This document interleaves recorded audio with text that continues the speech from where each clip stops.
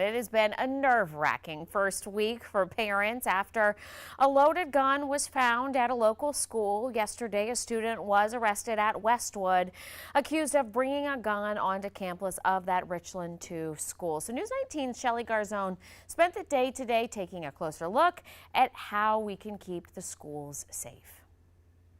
Learning cannot take place in an environment where students, staff, and faculty do not feel safe. Dr. Kim Moore, the superintendent for the Richland 2 school district, tells me metal detectors in schools have an essential role when it comes to the safety of students. A 14-year-old student was arrested Monday after deputies said the teen had a loaded gun in their book bag at Westwood High School. It was because of our safety screening devices that we were able to locate this weapon.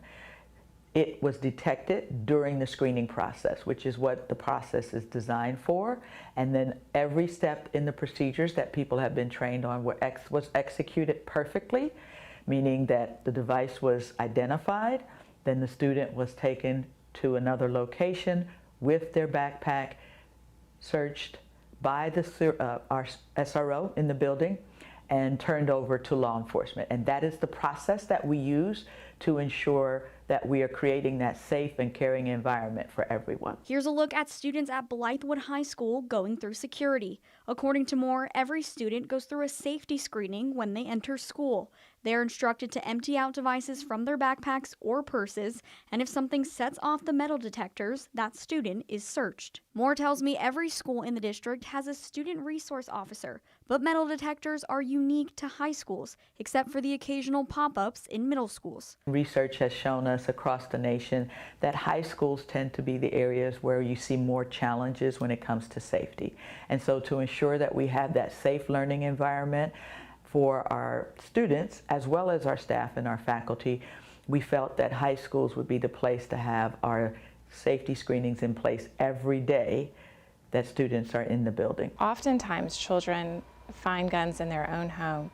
What we say is hiding a gun is not securing a gun. Mary Murasevich is with Be Smart, a national organization that advocates for secure gun storage. She says parents and community members can play a huge role in keeping our community safe. We recommend that people use gun locks or gun safes.